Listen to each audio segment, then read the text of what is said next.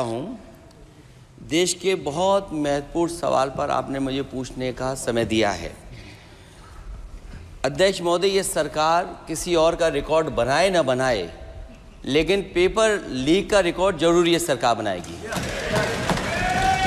अध्यक्ष महोदय, मुझे इसके बैकग्राउंड में नहीं जाना है कि पूछें। अध्यक्ष महोदय, मुझे बैकग्राउंड में नहीं जाना है कि कब कैसे किस संस्था को बनाया गया है।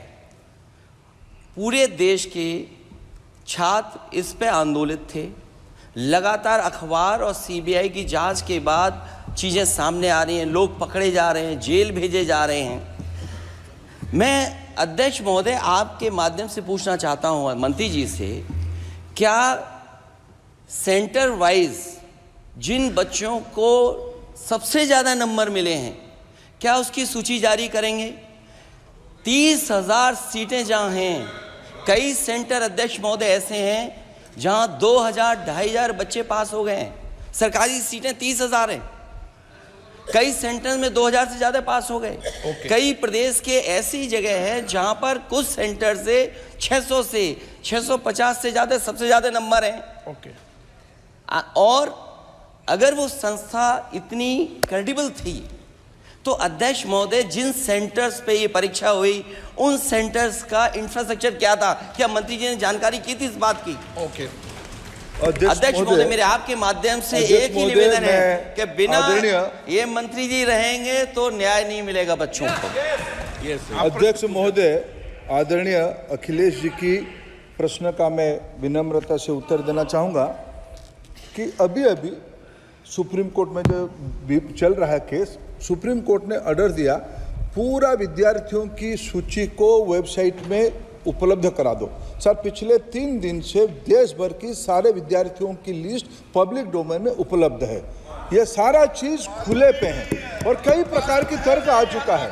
सर, मैं एक अभी उसमें केरल के विद्यार्थी भी अच्छे किए हैं।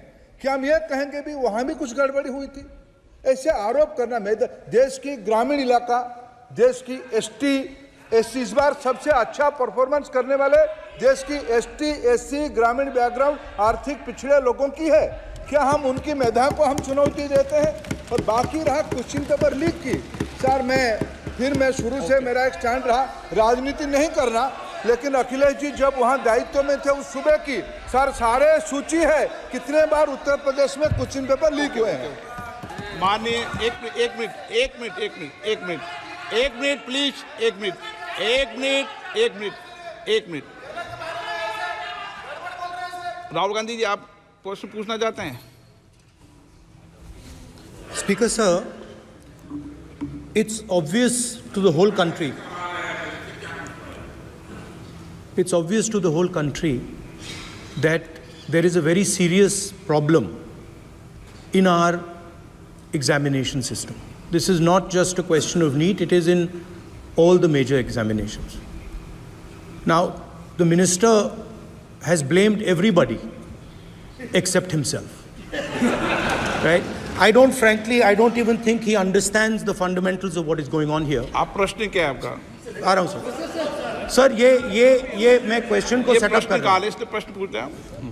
ये the issue is that there are millions of students in this country who are extremely concerned at what is going on and who are convinced that the Indian examination system is a fraud. That is what is at stake here. Millions of people believe that if you are rich and if you have money, you can buy the Indian examination system. And by the way, and this is the same feeling that the people in the opposition have. And that is why we are asking some very